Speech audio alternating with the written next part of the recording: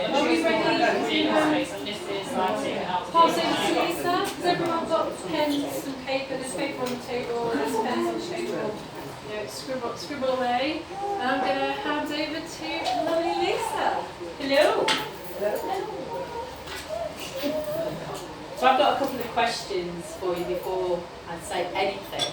And I want you to raise your hand if these questions resonate with you. So, and I've heard people say this already today, so I'm thinking I'll get a full house. Who's ever stressed about getting dressed? Yeah? What about that standing in front of your wardrobe that's absolutely rammed full, but still thinking that you've got nothing to wear? Yeah. So, what about maybe sometimes for mums it's because you're not sure what to wear, maybe because your body shape's changed since you've had children. It's perhaps the fact that you used to be in employment and you had a uniform or a work uniform, you knew exactly what to wear, but then you go somewhere and it's smart casual. What else? Smart casual. Yeah? So basically what I do is I help people with all of those things. Before I talk to you today about your pants and how they can affect your profits, I'm just going to tell you a little bit about my background and my story, so you sort of know where I'm coming from and how I help people. So if you'd have met me 10, 12 years ago, I'd have been wearing a black leather belt. And attached to that black leather belt was a really long metal chain.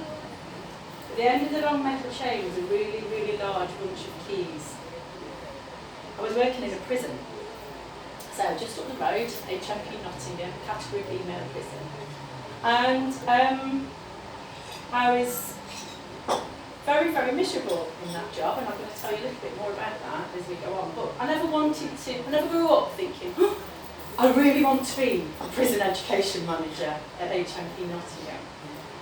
My ambition was to be a makeup artist, and I right from, I was in Brownies, and I remember going to Brownies. I've been in my mum's makeup bag, probably got told off for it, but I gave myself a black eye because I wanted to do special effects makeup. I was 8, and I went to Brownies with this black eye, and I was really pleased because Brown went along with it, so I thought I was really, really good. She was obviously playing along with me. But I always wanted to be a makeup artist, and when I left school, I looked into it. You needed to be about 20 to do this makeup course that I went on. So I'll go do A-levels, I'll do art and design and all those kinds of things because I'm good at that. And while I was at that, I started doing an evening class for makeup with City and Guilds called cosmetic makeup and skincare. And while I was doing that, it was an evening class alongside with my A-levels, I realised that probably standing wasn't going to be a good thing for me for long hours. I've got a dodgy hip, I don't know if you've noticed that, I do have a limp. It's a lifelong congenital deformity of my hip, and at that time I was in a lot of pain. They told me when I was 19 that I needed a hip replacement, but I had to wait. So we'll park that. I'm not going to be very good in fields doing special effects makeup for films and things if I can't stand up. And in those days they didn't have reasonable adjustments like they do now. So I went off into a designing career, a career in design. So I studied textiles and fashion design, and that's when I moved to Loughborough. I went to the art college, as it was then, it's now part of the university, and I studied textiles and fashion design. Got a career, got a job in textiles and fashion. I've worked for many of the high street brands. None of you seem as old as me, but if you were, you probably worn some of my things. So I worked. All my designs were in places like Marks and Spencer's, Littlewoods, Debenhams. You name it. I had designs in those stores. The actual patterns to go on the fabrics, not the actual garments. So I did that. And I was doing that for quite a long time. I started teaching. I worked further in higher education as a college lecturer, teaching other people how to design and how to use colour. And then I had my son. And it was kind of like, it's like when you're a mum, you don't want to leave that baby. And I was travelling a long way. I was commuting 70 miles there, 70 miles back. And I thought, I'm not doing this anymore. And the pull on my heartstrings was too much for me to go back into that lecturing role. So I packed my job in with no plans. I was the chief breadwinner. I'd got no money, no plans, lots of debt, like you do, mortgage and this and that and da-da-da. And oh no, what am I doing? And at that point, I met someone who, much like some of you guys in multi-level marketing companies, I met someone who did Virgin V parties. I don't know if you remember Virgin V. Yeah. So I sort of met with this woman, and she must have thought all her birthdays and Christmases would come at once. And I said to her, look, I'll do this. I need to be managed. I need to do it really quickly because I need to earn X amount a month to pay all my bills. Is that you, Lisa? that was 20 years ago. Look, all right now. But yeah, it was kind of like, and she must have been thinking, oh, bloody hell, brilliant. Anyway, I did that, and I did do what I said I was going to do, and I went right up to the top of the tree. I was the car driver. I won all the prizes, went on all holidays, met Richard Branson loads of times, did all that. And for about 8 years, while my son was at junior school, I got to a point where I thought, I'm a bit bored now, and the company had changed, and I wasn't as happy as I had been because of all the changes that had been made. They were selling jewellery, they were selling this and they were selling that. It used to be makeup and skincare, which I absolutely loved. So they were advertising at the prison, just around the corner from where I live, for an art teacher. Yeah.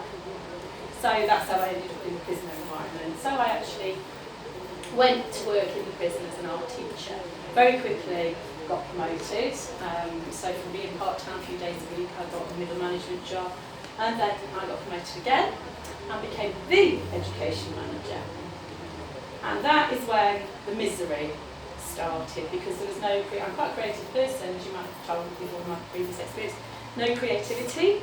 The only creativity in that job was putting colours on spreadsheets, doodling in my notepad, in the endless meetings, because you do a lot of meetings when you're an education manager in prison. And I had a big team. I'd got 60 people in my team who really, a lot of them shouldn't have ever been there, because in prison education you really are sort of struggling to get good quality teachers. And there were lots of targets. So it was targets by results. And when you've got prisoners in a remand prison, sometimes they're not there one day, they're not there the next. So really, really stressful job. And I was waking up about 4:30 every morning with this horrible feeling in my stomach. Can't get back to sleep. You sort of go to the toilet, try not to lose any tired. But when you're my age, you have to go to the toilet in the middle of the night. And you try and not lose any tired, but then your brain goes ping, and you're writing lists in your head. And you're thinking, oh, how many people are not going to turn up to work today? Blah, blah, blah. And as you may imagine, I don't know if any of you've been in a prison environment, there are bars on the windows, it's very quite a depressing environment. And I was basically popping Prozac, stressed, going to work and in a really, really miserable place. But at that time as well, I was in a miserable place with my relationship with my husband. We'd been together 20 odd years, and he sort of, we just ended up rubbing alongside together. We weren't really in a relationship anymore. There was no sex. We were just sort of people who lived in the same house. And so I'm sort of bloody miserable. I'd also, forgot to tell you, I put loads of weight on when I was pregnant with this son, who's now 20, and I'm determined to get it off by the time he's 21. But I put loads of weight on. So part of my depression was all about how I felt about myself. And I couldn't look in the mirror. I always did my hair, did my makeup, but I couldn't look in the mirror naked because I hated my body, really, like with a passion, really not. And I thought all this misery and all this depression was to do with my weight and how I looked and how I felt about myself. And it was very, very, so Prozac didn't help on that side and all of that stuff, but I was in a really miserable place. And my friends used to say, yeah, but you always look nice. But it's not about how you look, is it? It's about how you feel. No matter what you look like, if you don't feel nice, and that was the thing. But I didn't realise that at the time. So I'm really miserable. I'm in this miserable job. I'm popping Prozac. I've got a husband who we just don't really take any notice of each other. And then something really traumatic happened at work. I had this very traumatic experience while I was working at the prison. And I was off work, so I was on beta blockers, I was this, I was that. I was off work for quite a long time. That's the point when my husband decided to tell me that he wasn't happy and that he wanted to leave as well. So I'm in this place where you're absolutely like rock bottom, thinking, right, okay, what can I do? And I met this lady, we were just talking about her, Pam. I met this lady, and I believe now that she was my earth angel. I was meant to meet her. we got chatting, and while I was off work with this like really severe, mental breakdown, basically, and she said to me, what would you do? If you could do anything, what would you do? You don't have to go back there. You don't have to go back. Actually, what I'd really like to do, because, so if you rewind back to my days when I was in Virgin V, I was doing some part-time teaching as well in the community. And I used to help this group of women on a council estate with their confidence. The way I used to do it was using colour, clothes and makeup. We could do anything we wanted, but that was the way I chose to do it because that was the stuff I really knew a lot about. And I thought, do you know what, I could do that as business. And that's where my business came about. Now I used to trade up until about this time last year, probably, maybe a bit later. I used to be trade as My MIBA Slippers, My MIBA Slippers Style Academy, so you may have come across my branding then. And the reason why it was called My MIBA Slippers, I don't know if you've seen The Wizard of Oz. At the end, the Glinda, the good witch, and she comes along with her magic wand and she says to Dorothy, well, you always have the power, my dear, you just had to learn it for yourself. And that was the sort of the premise of what I did for my business, because my work is very much about empowerment, and it's about empowering women who've already got it inside them, because what I realised, once my husband had left, once I'd gone through all that trauma and I was on the way back up, actually my weight's got nothing to do with anything. It's about how I feel inside, and I need to help other people feel better about themselves. And if you can fake it till you make it, which is basically the premise on how I start, so if you know what colours suit you, and you know what colours make you feel better, if you know when you put an outfit on in the morning and you feel good in it, when you've ever had that outfit, that what I call a dog's bollocks outfit, and you feel really good, you walk out of the house that day with a different air, you stand taller, you feel it. And that's when you're on your best, playing your best game, aren't you?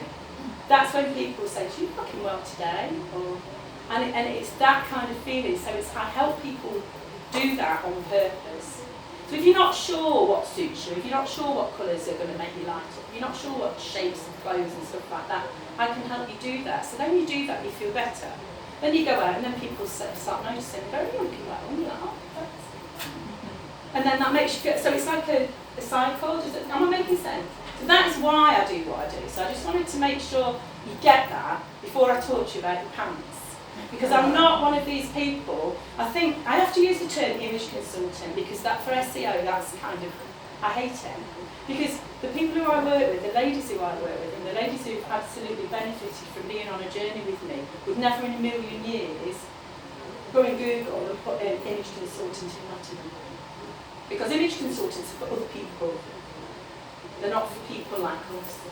I don't look like, when I go on the conferences, I look, I stick out like a sore thumb. Because they've all got shift dresses, they're all slim. They've got shift dresses and they've got brown neat bobs. And then there's me. And I'm like, I don't look like the others. So I help people really express their identity and be their true selves and be authentic in how they look. So that's where I'm coming from. So I've set the stall out. So I'm going to tell you about your pants. You should all have one of these. Oh, I'm going the wrong way. My clicker's not working, I'm sorry. There we go. So what I want you to do is I'm going to tell you today, hopefully by the end of my little talk, do you some new ones? Are they wet? Have you wet your pants? You wet your pants? There you go. Right, so I'm hopefully going to tell you with my talk about how there is a direct link to your knicker drawer and your bottom line. That's what I did. So what I want you to do is on the back of those pants, I want you to write down 3 to 5 words on those pants about how you want to be seen. How would you like to be perceived? So it can be something like, well, I want to be in my business, I want to be perceived as the creative, quirky gin maker, or I want to be seen as the professional business-like accountant. Or so just 3, maybe up to 5 words about how you want to be perceived in your business.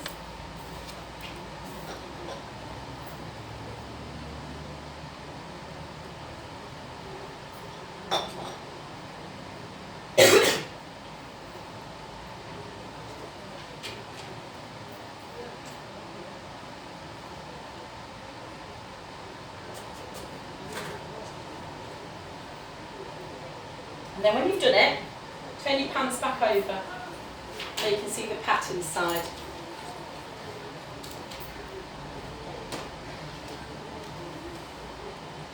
So, just going to read this quote out to you because this is really, I find, this kind of sums up what the whole point of my presentation, my talk today is about. So it's about, this is by somebody called Judith Rasband, and she says the way we dress affects the way we think, the way we feel, the way we act, and the way that others react to us. So in business, everything you wear, well, not just in business, every day, just generally, we are giving out messages, we are sending out non-verbal messages with how we look. Whether it's using the psychology of colour, whether it's the type of clothes, the brand you're wearing, the styles of clothes you're wearing, you are sending out non-verbal messages. And this is then has an impact on how people react to you. So this is kind of relevant, so just bear that in mind. So I have 4 sort of pillars with how I work with people. And it's basically, when each one of these pillars on its own is absolutely, amazing. You can do one of them and it will make a difference to how you feel and how you look. If you do all 4 of them together, then they've got this magic that happens in the middle. It's like a Venn diagram. And they're each all right on their own, and you cross 2 of them over together. You do colour and you do style personality, and that's great. If you do colour, you do style personality. We look at the figure flattering style, so certain shapes, wrap dresses if you've got big boobs and all that business. And then this thing called levels of dressing, which helps you, so this eternal question, what is smart casual? It sort of helps you figure out what your version is and move up and down on the sliding scale. So they're the 4 things. I'm going to touch on a couple of them today. But, first of all, I'm going to tell you this story about Kathy. So Kathy is somebody I met through a networking group actually, a few years ago. She was a young mum. She'd got 3 children under 5. She'd got a little boy who was autistic, and then she had twins. And you can imagine the way she felt was like a lot of the time. She'd been in a professional environment working in management prior to having her children, and she'd always felt like she was, really competent and capable and business-like, and she was like this. But as a mum with these 3 children under 5 years old, she didn't feel like that anymore. She was in a situation where she was, oh God, I feel like, she'd look at the state of me, I'm just getting dressed to come here today, and like I was looking at my pants. This is where we start talking about the pants. And they were like grey and saggy and horrible, and her bra was the same, there was no support in her bra, and her boobs had changed shape because of breastfeeding, and she was just like, oh God, I just put anything on and scrape my hair back and put my scrunchie in, and that's my life. And I'm in soft play centres, and I'm like scrabbling around, and it's just like, so she just felt like a very different version of Kathy to how she was before pre-children. So, and she came to see me, she gave herself the gift of time, and she walked onto one of my workshops, and we were talking about stuff. And so first of all, during that workshop, we established, an easy fix is to sort of tell you about the colours. So we looked at colours. So I've got these on the table, you can pick these up later. So these are just sort of quick fix, looking at colours. And worked out whether she got cool or warm undertones. So she kind of knew then, because if you stick with colours that suit you, and all your clothes are within that palette, they'll all go together really easily. So that's a quick fix. Because you're not worrying then about, does that go with that, or does that go with that? Because once you've explored the colour and the magic of colour, everything goes together, and it's like, everything matches, it's alright. You can match if things are not identical, because you've already got something else that's in there. So that was one thing. We also looked at her style personality as well. So she was fed up of wearing jeans, leggings, and a sweatshirt. Basically, that was before she was, jeans, leggings, hoodie, that's it, that's what she was. She said, I don't feel like myself, I hate this, I hate it, but it's practical. So we did a quiz with her So I have this style personality quiz. It's on my website, so you can all do this later. You don't even have to put your email address in to find out what your style personality is. Basically, there are 6 archetypes that I work with, and each one, we've all got one primary one. And so basically, the gist of it was, she was not living in her primary style personality type because the jeans and the sweatshirt were in a different one. They come under like the natural banner, and she was very much in the classic style personality over here. But what we needed to do was look at how she could translate what she needed to wear for a practical reason into what matched her innate style personalities to make her feel a bit more businesslike and a bit more professional. So there are a few things going on, and also get her in a proper fitting bra, because that makes a massive difference. So you can see that she wasn't in this space, what I call this L'Oreal mindset. Anybody got an idea what you think I mean? Right. You've got to go like, right. So every time you see this slide, you've got to do it with me. Because I'm worth it. Take that, come on. Because I'm worth it. So if you're not joining in. So if you're not joining in, I believe it's because your self-worth doesn't believe. You've got to, yeah, I've not got enough legs. I should have brought a wig, shouldn't I? But yeah, she wasn't in that L'Oreal mindset. She didn't think she was worth it. But we looked at her style personality, and this is the kind of stuff that she felt really good in. When she was working, she felt very good in dark navy and grey and black and suits and suited and booted, and you know, with a briefcase and whatever. Obviously not. She's not going to rock up at the Pirates Play Centre with a business suit and a briefcase. It's not going to cut the mustard. But what we did do, we sort of looked at how she could still wear jeans and still wear a jumper, but sort of smarten up the other bits to make it feel still practical, but more like her thing. So straight away I said, well, don't buy the jeans that have got the rips on. Don't buy the medium coloured jeans. Buy the really dark blue jeans that look, straight away they look smarter. Do that. And instead of wearing trainers, get yourself some Chelsea boots. They're still flat, you can still run around the park in them, but you can polish them and they can look smart. And instead of having that sort of puffer jacket, anorak thing, buy a trench coat. Still keep you warm, still keep you dry, but it looks smarter. Once you've got that coat on, nobody can see. You can do the school run in your pyjamas, can't you? You've got a really nice coat. I've been there, done that. But it's that kind of thing. So, and the bag, the handbag needed to be big enough for nappies and bottles and, you know, all the stuff that kids bring with them. So it's like, we'll get a backpack, we'll get a really nice backpack, so it's smarter and you feel it's not just a changing bag. And just those few little tweaks completely changed how she felt about herself, because she was. I'm worth it. All of a sudden, she felt just those changes. And the other thing that I said to her, so the first thing you need to do when you get home is sort out your knicker drawer. Because that is going to make a really big impact. So I want you to think now about your knicker drawer. I believe one's coming back on.